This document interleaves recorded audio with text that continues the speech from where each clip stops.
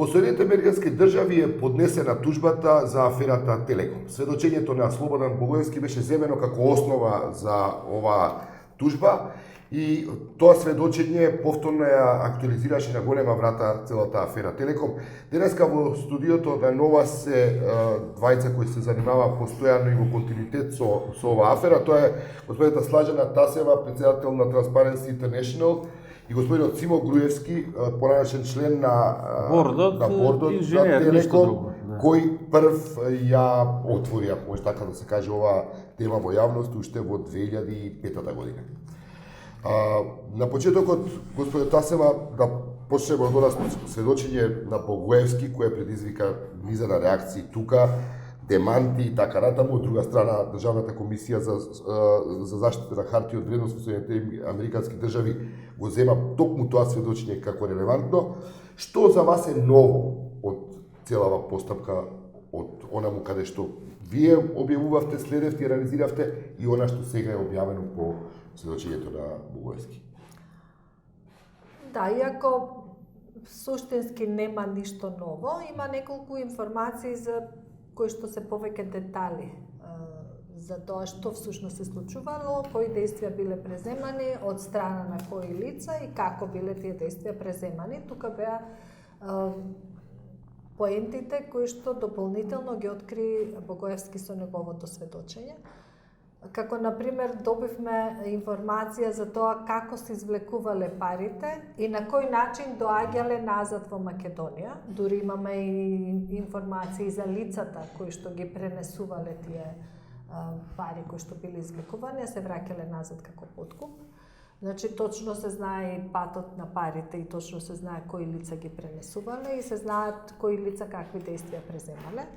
Точно, дури со имења се кажани функционерите кои што биле вклучени на целата таа работа. Значи, кои демантираа во тоа, но па јас и не од друга страна слушнав сепак Соединените американски, односно тужителот, го третира сведочењето како релевантно. Значи, сега, да, некој демантира, некој не демантира, но всушност, иако сето тоа беше јасно и во првите извештаи кои што уште во првата постапка која што се водеше од страна на Комисијата за хартија од вредност во Соединетите американски држави, се надзираше кои се позициите и кои се компрометирани кои што се компрометирани. Сега веќе тоа не е спорно, сега веќе ги имаме и со имења напишано таму, значи тоа се тие неколку нови работи кои што понатаму укажуваат на кој начин биле донесувани средствата тука, како биле давани, каде биле носени на чување.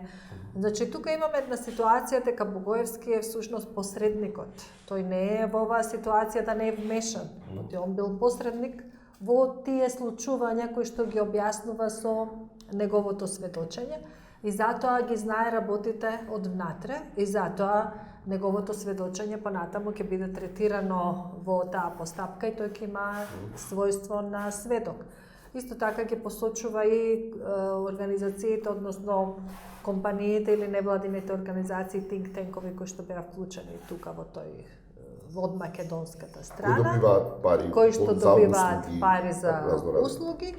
Предходно ние ги објавивме кои беа грчките компании кои се нивните собственици, така да повеќе или помалку точно се знаат и учесниците во овие действија и конкретните нивна улога во сето тоа и действијата кои што биле преземани во рамки на тој случај, што е сосема доволно за еден јавен обвинител да поведе постапка. Ќе одиме постапка. Господине Груевски, што е за вас ново што вие не знаевте, со оглед на тоа што вие први го отворивте случајот во јавност? Што дознавте, што не сте знаеле како инсайдер, да речем? Нема нешто ново за мене, затоа што горе-доле ја ги пратев овие состојби, што се случува. Сега ова е само финалето.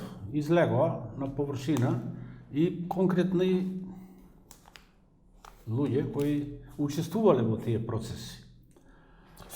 Може тоа сепак има презумпција на невиност. Судот уште нема потврдено дека тоа е така. Јас сакам дека се тоа индици. Можда добро да се каже нешто мотивот за кој тие се товарат добивале мито. кој е мотивот на тоа? Што услуга, која услуга е вршеле? Во сите тие, во овие и од судот, искажување дека мотивот е заштита на монополската положба на Телеком. Да, таа е основата по која Основата. Да. Комисијата за харти од вредност во Соединените Американски држави ги гони Маđar Телеком. Јас имам резерва само во однос на таа основа, тој мотив, тој што ги мотивирал луѓето да плаќаат кај овие луѓе, да ги потплатуваат. Затоа што со договорот за концесии склучен помеѓу Македонски телекомуникации, уствари Министерството за транспорт и МАТА, денешен Маđar Телеком, монополот беше гарантиран до крајот на 2004 година. Да. Со тој договор е гарантирано и тоа стои, и тој договор е потпишан помеѓу овие два фактора. Така да нема простор до 2004 година а ова корумпирање, да речем, е вршено за 2005 и 2006. Така стои во тие извештаи. Па немало основа за тоа да го плаќаат само за да го задржат монополот, затоа што монополот е дефиниран со договоров и По тоа вас, така. сем обезбедување на монопол на интернет услугите особено, Тоа све, има и вторно. други бенефити за компанијата од кои произлегуваат од митото. Па тоа е ти моето окажување и ја размислам дека другите добивки што ги имале, Кои се другите добивки? другите добивки, пари се посреде. Пари се во различити варијанти, за други, за... Добивките ги добил, Добивките. ги има Маđar Маđar Телеком имаше Да. максимални добивки во сите сфери на работењето и тоа за да му се овозможи, да се олабави, да не се бркаат тие работи, да не се стегаат, да не се праќаат комотно да заработуваат. комотно да си работат како што си навикнале. И тоа, а тие работеа криминално. И во времето на монополот и после монополот. Али интересно е тоа, сега пази, да се каже дека до 2005 дефиниран монополот. Во 2006 кога СДС губи власта, доаѓаат ВМРО ДПМН на власт, тие му дозволуваат уште година и 4 месеци монопол и понатак. И тие му дозволуваат. ВМРО кога доаѓа, 2006. Да. Тие тек во 2007 влезе трети оператор. Значи тие повеќе од година дена самите ова власт сега му го продолжи монополот. Значи тие би требало да се учесници во тоа подмитување. Како иначе? Зошто му го продолжи? Ако прво и премиерот вика, ние одма донесеме одлука. Реализацијата, сето тоа го праве години 4 месеци. Тогаш. Во овој случај, во Да. тужбата, се посочени поранешниот премиер, највисоки функционери Али Ахмети и Муса Џафери од ДУИ, но не ВМРО. Да, но Па таа тоа тужба е, се затоа видете. што да ево на Со таа тужба се е опфатен одреден временски период и одредени действија. Значи таа тужба сега доколку некој сака да истражува понатаму, дали и ова е некаква индиција дека и после бил продолжен монополот и така натаму, но тоа е предмет на некаква дополнителна анализа и истражување да видиме дали тој случај на постојање на коруптивни договори или таа ситуација на коруптивни договори продолжила и понатаму. Но сега конкретнава ситуација се бави со определен период. Дури ние гледаме во тие извештаи дека се посочени 6 трансакции. Значи конкретен период, конкретни трансакции, конкретни компании, конкретни луѓе и конкретни износи. Значи тоа е само определен период, всушност и така и се работи. Ако сакате да истражувате или да работите конкретен кривично правен настан, мора да го дефинирате. Дали тие периодот податоци и ги има во действијата и така извештајот на натаму. Вајтен Кейс, која прави ревизијата во Во Мажар ревизијата нивна постои констатација дека еве ова што го кажува Има господин злоупотреби. Окроевски, Тоа дека е кажано. неправилно се влечени пари од фирмата, неоправдано се извлекувани и тоа е прикривано на начин што се давани невистините формулации во извештајот. Они заради тоа и се отвори првата постапка што беше водена во Америка против Мажар Телеком и Дојче Телеком поради фалсификувани финансиски извештаи. Они самите, кога ја побара ревизијата, во самата ревизија беше тоа констатирано и поради тие фалсификувани финансиски извештаи, бидејќи они котираат на берзата во Америка, а тоа не и тоа беше причината И нелегално обезбедиле поволна позиција на пазарот. Тоа беше причината да се отвори првата постапка таму, значи од инаку не се тоа американски компании, него тоа. И американскиот суд нема намера да ги гони сите проблеми кои произлегуваат од оваа афера. Не, американскиот суд еднаш расчисти со компаниите кои имале фалсификувани извештаи, со нив Ради случаи компаниите, спогодба, ради компаниите. 96 милиони Да долари платат и така сега. натаму. Сега оди чекор понатаму, во тој првиот договор, се ова за што збориме, во првата спогодба, кој се платија 96 милиона, се тоа беше нотирано дека се извлекувани пари, дека е даван подкуп и така натаму и имаше клаузула дека никој од нив тоа што е констатирано во тој извештај не смее да го негира. Значи, дека така било. Да. Сега оди чекор понатаму ги истражува одговорноста на одговорните лица. Значи ова беа правните лица, сега се одговорните лица кои што директно ги преземале действијата. Значи, така е, но истражува сето она што се однесува на работењето на одговорните лица во тие компании и немаат намера да одат чекор понатаму или надвор од тоа, па да истражуваат во Грција и на Кипар да ја видат улогата на Кондоминас или да истражуваат во Македонија да видат како всушност работеле функционерите и вработените во Телекомот и во политиката во Република. Сега тоа би требало кај нас да се случи. Вие, господине Груевски, имате доставено документација до јавниот обвинител уште според ова што 2007 година имате документ дека е примено од јавното обвинителство за целата документација. Дали од тоа сте контактирани вие? МВР, инспекторите ме контактира по ова извештај, ова што е известување од јавното обвинителство. Добро. Ме контактира за одредени податоци да се документираат и ја му бев на располагање. За жал, тој инспектор и починал, а тој млад човек беше. Сега не знам, префрлен на други инспектори, тоа е се застанато, блокирано. Иначе бев во контакт само откако обвинителството ми достави дека покрената е постапка до МВР, МВР да ги испита работиве. И дадов податоци што сметав дека 2007 година да, тие во тоа време кога одма беше после тоа 2007, да. Со овие податоци тие се на располагање, беа на располагање за... Што се вие им доставивте на обвинителството? Што му доставува податоци од извештаиве, од овие од ревизорските. Од ревизорскиве и за тоа дека Телеком склучувал сомнителни договори со повеќе компании во Македонија. Па јас имав и конкретно, јас фактура имав. Доби фактура од Будимпешт. И тоа беше тоа... Фактура за плаќање на Кипар од 900.000 евра и на фактурата стоеше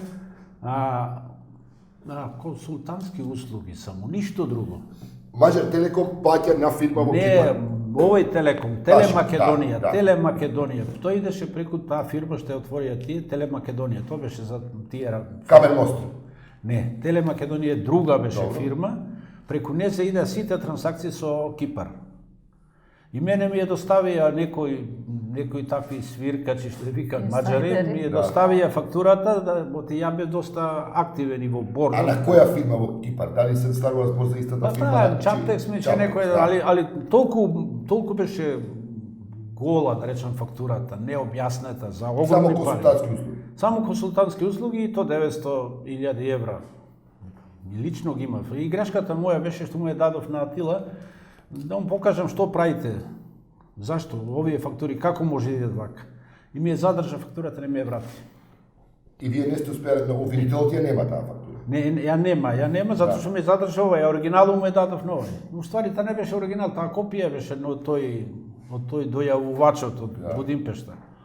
Али ми ја задржа, сега ја немам таа фактура, али факт е дека така оде работи со плаќањето преку Телемакедонија. Преку Телемакедонија иде плаќањето.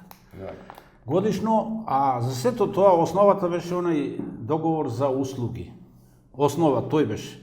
7 милиони годишно може преку тој договор, преку таа позиција да исплаќа така за некакви услуги.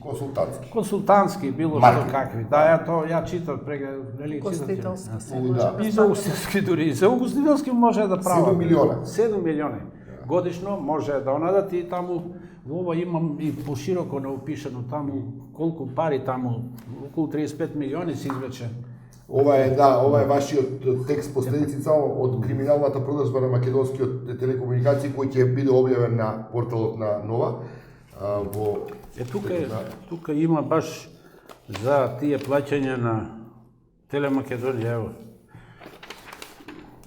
Од 2005-та и во 2005-та и 2006-та.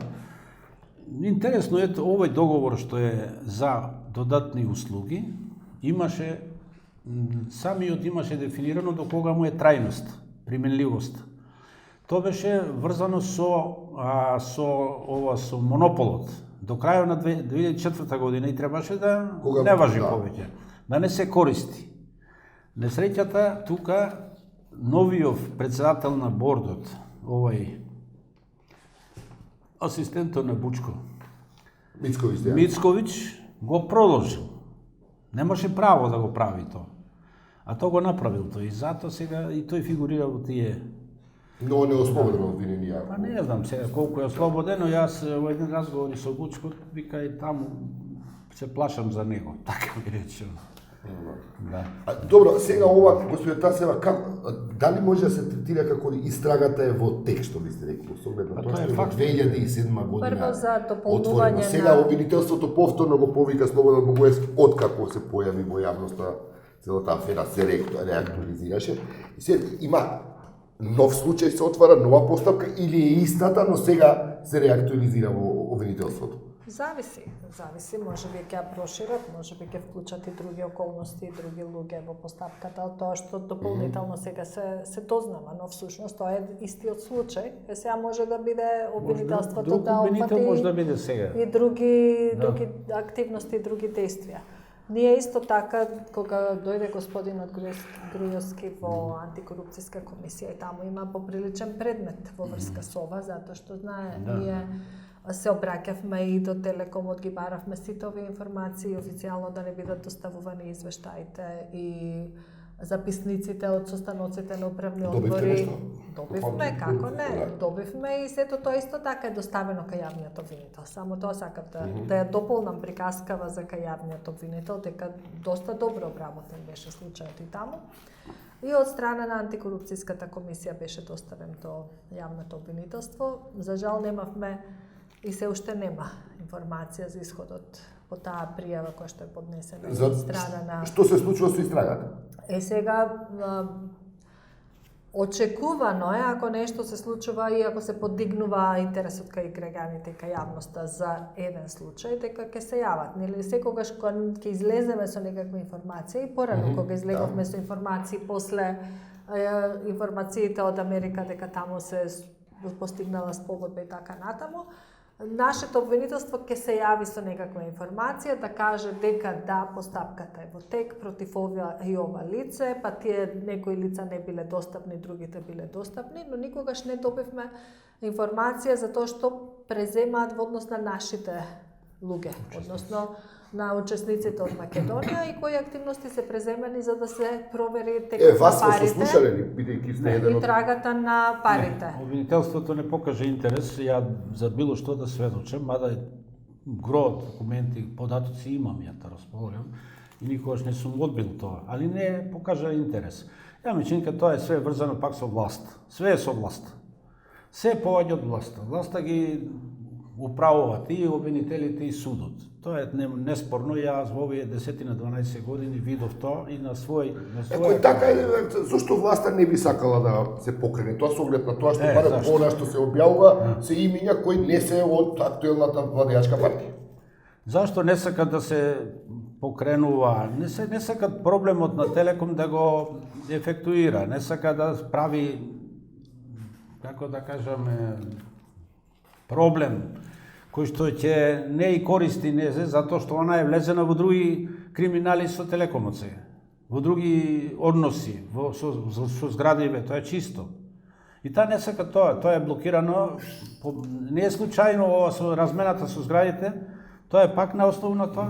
Ти ве вратам на тоа со зградите, хипотетички ја прашам, зошто власта не би сакала да го покрене случај да го затвори, кога не се во прашање луѓе од владеачката партија? Ние прво треба да од Барем ова што го имаме како посочени кои се по име и презиме во сведочењето на Слободан Од ова Богоевски. се зашто зборуваме би требало власта да биде исклучена. Значи ние треба да зборуваме за Не, под професионални предпоставка реков, Треба ако да е зборуваме- под контрола на власта да судството. зборуваме Добро, за Јас спорам професионални. ова Прашањето е јасно. хипотеза. Да. Јасно е прашањето, но да разјасниме дека тоа не е нормално. Да, окей, да. се Значи, разбира. Дека затоа не би што, требало да знаеш, има влијание овака од викаме собствените. зошто Да. власта ова не го прави, Да. може некој да свати дека да бе власта е таа што Што треба треба да да го го прави. прави? Значи, Обвинителството не би треба- требало само, добро. Не треба власта да го прави. Затоа што власта е и акционер, Така, добро. еден од вториот акционер во Телеком е власта. Ако И е нормално заинтересирана, дека она ќе по одредени критериуми мора да штити фирмата, да штити и овој главниот акционер да го штити.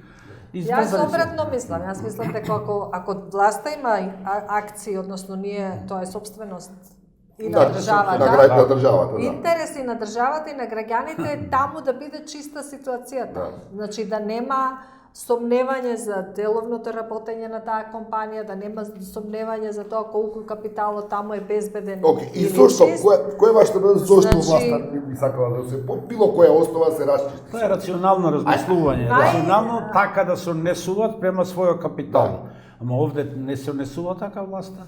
Тој не го чувствува како капитал на Очигледно државата. е колку години, 8 години во ФИОК. Значи овде повеќе мислам дека станува збор за заштита на некакви интереси и ситуација на влијание или тргување и управување со помош на влијание. Интересите пред се, но тука не, ако се во прашање интересите на државата и на компанијата, ова секако дека секој обвинител или секоја влада и власт би била заинтересирана да е чисто. Но со оглед на тоа дека веќе имаме сомневања, индици дека има некакви други интереси, лични интереси, интереси на поединци од кај нас и од компаниите кои што беа инвеститори тука, мислам дека личниот интерес тука надвладува над јавниот интерес. И затоа ние немаме реакција од една институција кои што треба да бидат независни институции и да го штитат интересот на државата и на граѓаните. Значи, јавното обвинителство затоа тука не реагира. И другите, еве, во таа ситуација, антикорупцијска комисија како контролор изреагира и достави кривична пријава. Сега повеќе немаш реакција ниту од тие другите, ниту од другите институции. Може да искоментирам, се само укината. Но има и други институции кои што треба да бидат надлежни да следат што се случува во оваа ситуација, но исто така сите молчат. Немаш интерес од страна на собранието, немаш интерес од страна на другите било која контролни институција, во државата. Тоа е доказ дека од еден центар се апсолутно. контролираат сите тие институции. Тоа е факт. И надвладуваат интересите кои што се над јавните интереси. За жал кај нас личните и партиските се над јавните интереси и очигледно тука, како што рековме, веројатно ќе треба некој да се поструди да проанализира зошто всушност ова и понатаму трае. Затоа што кај нас постојано е присутна една положба на неосудуваност или не напаѓање на политичарите едни помеѓу други. Затоа што вашата поента или твојата поента беше, па сега власта не е иста, зошто не ги истражуваат или да водат постапки против овие, но тоа постојано е така. Од почетокот, од кога знаеме ние... Дека има директна врска сведочи една од бомбите објавени од опозицијата, во која има разговор меѓу бившата министерка за внатрешни работи и шефот на кабинетот на премиерот, кои зборуваат за случајот Телеком и за некаква си координација со јавниот обвинител Марко Зврлевски конкретно.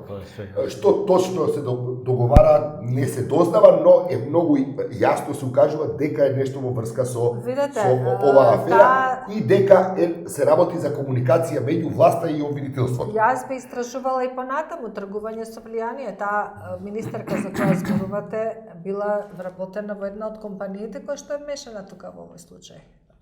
Да, зборувате за фирмата Аналитико која Аналитико, точно добивала така, пари за преку консултантски Аналитико се услуги. извлекувани средства или добивала пари за консултантски услуги и сите тие се заинтересирани да не се дознае што всушност се случувало. И сигурно тука има влијание од многу страни, но Апропо Аналитико, дали вие имавте информации за тоа, за што и како се исплаќаат Аналитико, како имам информации... Тоа е фирма која е основана од многу видни високи функционери на ВМРО, која во тоа време кога постоеше, кога функционираше, таа вршеше некои функции кои беа битни за одредени бизнеси.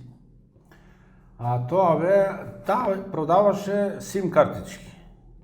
Таа имаше договор со Телеком, со Мобимак, мислам дека, и беше овластена, што покасно сега овие оператори немаат тој процес го забранија. Не може друга фирма да продава сим картички. Која година е тој договор меѓу Аналитико и не знам, тој договор ја не го знам со Аналитико, али знам последиците од тоа. Тие сим картички ги дава и на било кого. Така да имав јас информација дека приватни фирми кои што зеле такви сим картички се баве со меѓународниот сообраќај. Да појасниме, за какви сим картички станува збор? Prepaid, ова што се купува сим картички се овие што ги ставаме на мобилните телефони.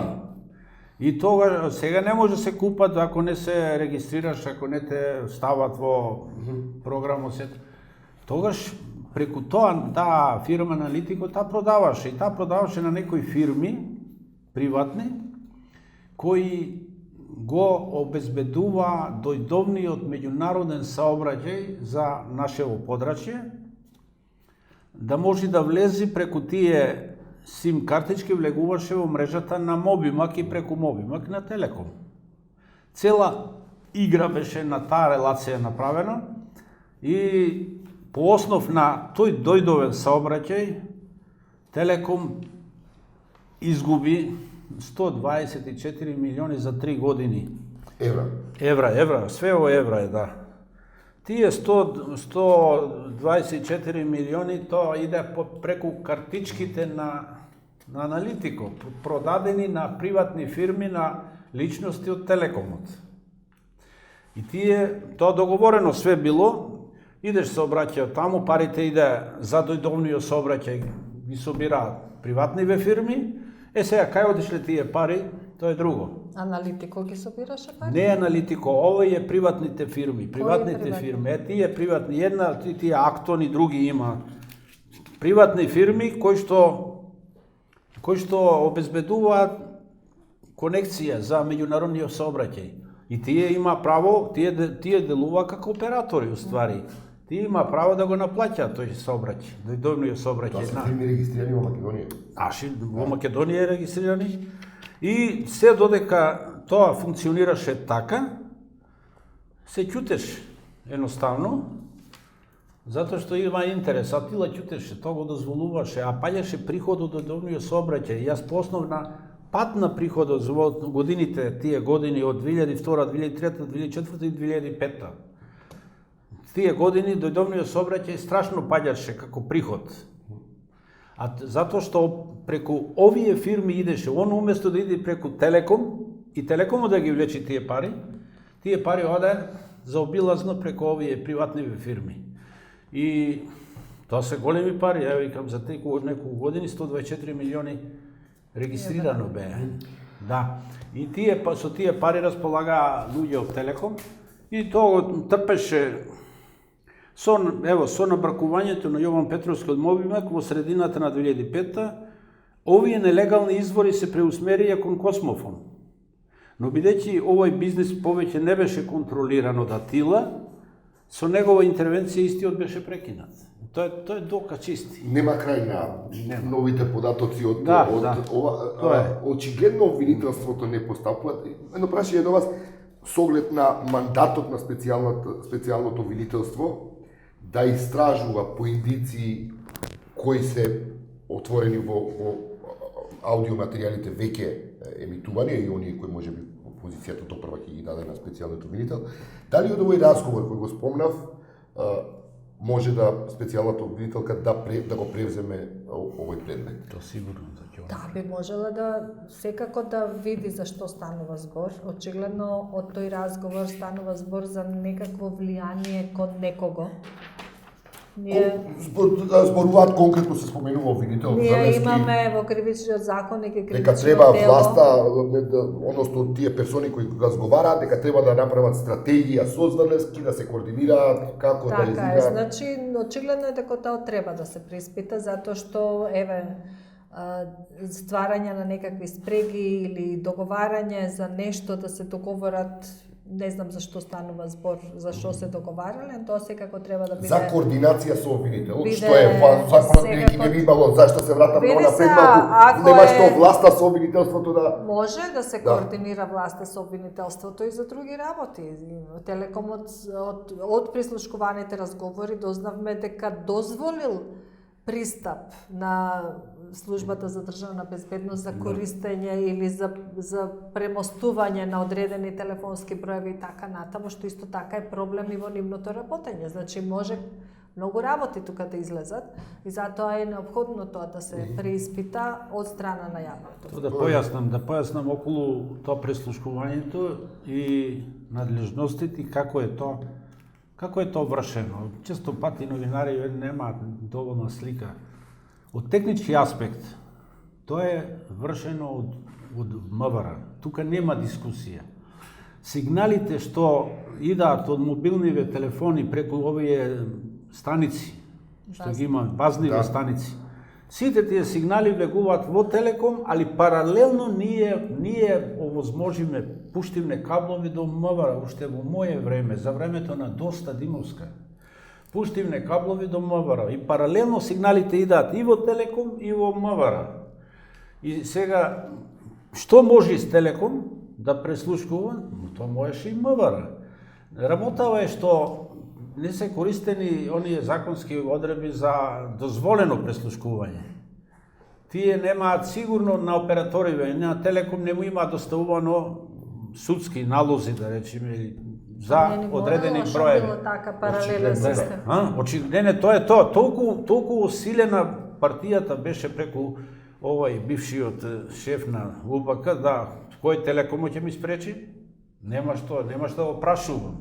Нема ништо да му кажувам. Тој така е работел со ова и преслушкувањето си вршил преслушкување по свој ќеф. Да, Што му после сака? тоа продолжува целата Тоа е притиска толку преку јасно. 2003 до Да. 2006 Да. со друга власт и останува сето тоа така, очигледно. Тоа уште од времето За да- на Доста имаше апарати и тоа не е ни проблем. Преслушувањето МВР го правил уште ја од кога знам, кога класично се правише. Да има човек во Телеком кој што таа функција ја вршеше. Тоа беше Си слуша. нивни човек и кој можеше да влезе во тој кабловски глави, ги викаме ние да преспои тоа. Тогаш беше жично тоа све, али после се модернизира и ние кога ги пуштивме каблите до МВР, јасно беше све, а овие подонесоа и закон дека тоа мора тоа да го пуштат. Дека мора така Да. дека не треба да се консултира. Да ме вратам, споменавте околу бенефитите на власта. Споменавте земјиштето во центарот кој е и еден од елементите во сведочењето на Богоевски дека Телеком разменува зема една за да подари 3, односно 4 згради. А со згради бе? Да. Па добро, зградите, тоа е сам по себе случај за испитување, за анализа и за покренување постапки. Јасно е, 4 згради во центарот на Скопје, кои што по квадратура поголеми се од таа една која е добиена како размена, Тие 4 згради се оценети дека вредат 20 милиони евра. Тие 4. А ова Што што се е повеќе по квадратура од ова едно. повеќе се добро? некаде околу 2-3 квадрати, повеќе се. Големи се, сега сите згради се големи. А ова што е за размена дадена, таа има 30, таа е проценета на 37 милиони евра. Овие 4 на 20, самата таа на 37. И разликата од 17 милиони треба Телекомот да му е доплати на тој купувачот на зградите. Уствари, собственикот на таа зграда што е размена врши Develop Груп, тој Алек, да. И тоа му ги плаќат, и сега уште му ги плаќа Телеком тие 17 милиони. И сега кој ќе, али тој одма ги препродаде зградиве. 3 згради од тие ги препродаде. Тука се тие податоци од извечени. За 3 згради ги продаде за 20 милиони евра. 3. Таа едната му остана печалба. Она алмако што ја викаме ние. Таа самата над 10 милиона вреди самата таа зграда. Значи, со од 3 тој се покри. И ова му е, више, и Телекомот плаќат. И сега и тој однос, пази, во Телекомот и владата има акции. Како може таква трансакција да ја дозволи? Ја го поставив тоа на акционерско собрание и одговорот идиотски беше. Што ви рекоа? Па, затоа што била близко ова зграда, за каблите да бидат блиски. А овие другите исто се близко. Тие нема. Ова што беше Мобимак, ова другата сега комерцијална банка. Тие ту одма тука до. А сега слушам дека и овој ТК центар, она бетонската зграда е припрема за продажба. Тоа е посебен аранжман, али сето тоа влечи последици од приватизацијата. Мора тоа да се така овој предмет да се прошири и да се потенцира основот. Колку вкупно Македонија изгубила Основот. поради тоа што Да. го приватизирала Не. со Телекомот. Приватизацијата на која што ја припреми Бранко, а ја реализира Лјупчо со Дончев и тајфата, ево што донесе на граѓаните на оваа држава. Сам во овие 14 години, од 2001 до заклучно Соланската година, Телекомот има извлечено од граѓаните и од овие правните лица од Републикава 3 милиарди и 600 милиони евра приход. Тоа е тоа. Тоа е приход. Приход, Добивката пазите. во тоа е Од тоа добивка има милиарда и 200 милиони. Од таа добивка... оние кои го купија Телекомот. Мачар. Не, тоа е Точно, добивка да. вкупна. Да. Вкупна. Од таа добивка Маđар Телеком над 600 милиони извлече чисто онака, си ги однесе за себе, а останатиот дел е што на владата, На што владата, на малите како- акционери, да, и тоа и што се зачувува некој дел од добивката, некој се реинвестира, али огромни пари. И сега поставате, видите, 3 милиарди и 600. Ако не се продадеше Телекомот, тие сите пари ќе остане во државава, по сите основи. Штетата што ја направија Бранко и Лјупчо со продажбата на Телекомо и Груевски, бидејќи тој го е подпишан договоров, е огромна. Тоа е буџет на држава, најголемиот буџет годишен што е. Да привршам, господинот Груевски е првиот официјален свиркач дојавувач Да. во whistleblower во Македонија. Сега се носи, треба да се донесе таков закон кој би ги заштитувал тие луѓе. Што очекувате, каков закон би требало да има за да луѓе како Груевски бидат поохрабрени, да ги има повеќе можеби луѓе кои ќе откриваат дека се прави штета на јавниот интерес?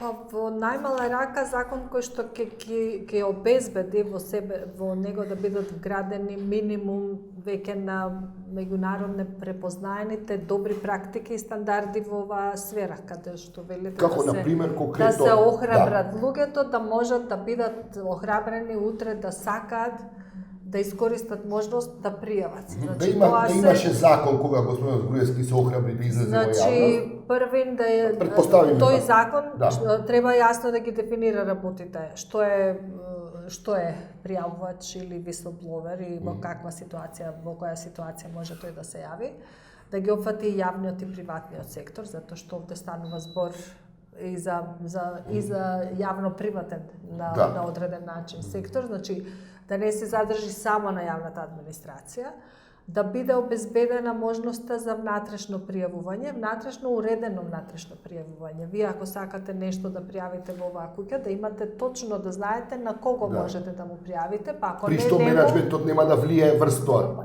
Не само што нема да влијае, но туку ќе биде должен да ви одговори во определено време, да ви каже што преземал и да ви ги направи достапни, да ги видите сите материјали во врска со тоа преземање. Ако не можете внатре да пријавите во менаџментот или тука, да пријавите на друго место. Да има можност надвор, ама во повеќе канали, на повеќе места да се пријави, со исто така обврска да ви се даде повратно одговор за тоа што е преземено.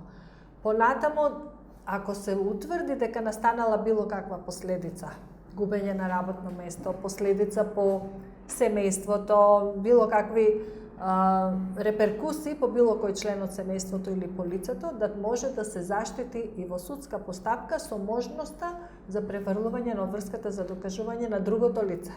Дека тоа не е така, утврдување на санкции на институциите кои што нема да го возможат ова за што зборуваме, можноста да се пријави внатре, да се пријави, да има уредени канали и така натаму, и утврдување на ретрибуција, односно заштита и враќање на работа, парични надомести и така натаму на лицата кои што претрпеле штета затоа што биле ставени во позиција или биле во улога на пријавувач. Значи тоа се само минимумот, така да кажам, спорно меѓу стандарди. власти и опозицијата што не можат да се договорат околу ваков еден закон кој е толку многу едноставно звучи, нели? Многу едноставен и спорно е тоа дека тие не сакаат да возможат транспарентност. Овој закон значи зголемување на транспарентноста и зголемување на одговорноста и прашањето за отчет, за кој што може исто да така тоа значи дека има нешто што сакаат да кријат. Значи, толку тоа е, за колку и да звучи едноставно, ако некој сака нешто да сокрие и не сака да возможи